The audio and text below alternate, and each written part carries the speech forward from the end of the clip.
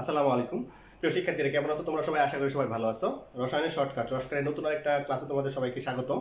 আজকে আমরা 22তম পর্বে আছি। তো 22তম পর্বে আমরা যে জিনিসটা শিখবো সেটা হচ্ছে গুণগত রসায়নের ক্ষেত্রে অ্যালুমিনিয়াম সালফেট যৌগের দ্রাব্যতার গুণফলে একক নির্ণয়। এই প্রশ্নটা আমাদের তোমার কি বোর্ড পরীক্ষায় বলো এবং বিভিন্ন অ্যাডমিশন টেস্টের মধ্যে অনেক জায়গায় অনেকবার এসেছে। ঠিক আছে, তো আজকে আমরা খুবই গুরুত্বপূর্ণ একটা জিনিস শিখবো। ঠিক আছে, তাহলে এদিকে খেয়াল করে দেখো, অ্যালুমিনিয়াম সালফেট দ্রাব্যতার গুণফলে একক মাধ্যমে গত ক্লাসে আমরা যে কোনো যৌগের বিয়োজনের মাধ্যমে আমরা কিন্তু তাদের কেএসপি এবং কেআইপি সমীকরণ নির্ণয় করা খুব সহজে শিখেছি। তো ওই কেএসপি এবং কেআইপি সমীকরণ নির্ণয় করার মাধ্যমেই কিন্তু আমাদের দ্রাব্যতার গুণফলের অর্থাৎ যে কোনো যৌগে দ্রাব্যতার গুণফলে তোমার কি নির্ণয় করতে হবে? একক নির্ণয় করতে হবে। ঠিক আছে, তাহলে প্রথম কাজটাই হচ্ছে আমাদের কি করতে হবে? অ্যালুমিনিয়াম সালফেটকে বিয়োজিত করতে হবে। তাহলে আমরা যদি বিয়োজিত করি তাহলে দেখো অ্যালুমিনিয়াম সালফেট Al2SO4 ইনটু কত 3, তাকে যদি আমরা বিয়োজিত করি তাহলে নিয়ম অনুসারে আমরা তিন ধাপে কাজ করেছিলাম, মনে আছে তাহলে কি সবার? তাহলে প্রথমটা হবে প্লাস অ্যালুমিনিয়াম প্লাস, তারপরে হবে কি SO4 আর তোমার কত মাইনাস। এই ক্ষেত্রে অ্যালুমিনিয়াম কত আছে, কয়টা পরমাণু আছে? দুইটা, তাহলে এটা হবে দ্বিতীয়টার চার সংখ্যা, তাহলে কত হবে 2 মাইনাস। সালফেট কয়টা আছে? তিনটা, এটা হবে প্রথমটার চার সংখ্যা, তাহলে কত হবে অ্যালুমিনিয়াম 3 প্লাস। তো প্রথমটার চার সংখ্যা দ্বিতীয়টার সহগ হিসেবে হইতে হবে, দ্বিতীয়টার চার সংখ্যা প্রথমটার সহগ হিসেবে হইতে হবে। খুব সহজ।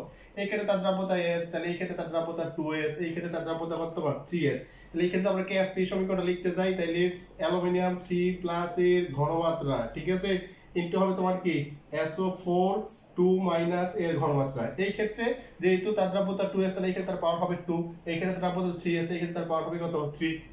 তাহলে আমরা মানটা বসাই, তাহলে এই ক্ষেত্রে হবে যেহেতু যে পাওয়ারটা তোমার থাকবে এটা সহগ হিসাবে সামনে ব্যবহার হতে হবে কেএসপি এর ক্ষেত্রে আমরা সবাই জানি। তাহলে এই ক্ষেত্রে হবে 2S, তার উপরে পাওয়ার কত হবে 2, এই ক্ষেত্রে কত হবে তার পাওয়ার হচ্ছে 3, আবার এটা পাওয়ার হিসেবে চলে যাবে। ঠিক আছে, তাহলে একবার সহগ হিসেবে হইতে হবে, আবার পাওয়ার হিসেবে হইতে হবে, তারপর সহগ হিসেবে হইতে হবে, আবার পাওয়ার হিসেবে হইতে হবে। তাহলে কত হইতেছে 2 × 4, তাহলে 4s² ইনটু কত 3 পর কত 27s³ ঠিক আছে। তাহলে যদি আমরা যোগ করি 27 এটা গুণ করলে তোমার 108, আর s এর পরে এই ক্ষেত্রে 3, এই ক্ষেত্রে 2, তাহলে যোগ করলে হবে s কত to the power 5, 108 s to the power কত 5। তাহলে এই ক্ষেত্রে আমরা তার কেএসপি এর যে মানটা সমীকরণটা আমরা পেয়েছি 108 s টু দি পাওয়ার 5। তাহলে এই ক্ষেত্রে তার যে দ্রাব্যতার আছে, দ্রাব্যতার পাওয়ারটা কত 5 পেয়েছি। এই দ্রাব্যতার পাওয়ার ব্যবহার করে কিন্তু আমাদের দ্রাব্যতার গুণফলের এককটা কি করতে হবে? নির্ণয় করতে হবে। ঠিক আছে, তাহলে আমরা তো তার মানটা নির্ণয় করলাম, কত পাইলাম 108 s টু দি পাওয়ার 5। এবার বাকি কাজটা আমরা একটু দেখবো আর কি। ঠিক আছে, তাহলে এই ক্ষেত্রে আমরা তার কেএসপি যে মানটা পাইলাম, কত পাইলাম 108 s টু দি পাওয়ার 5।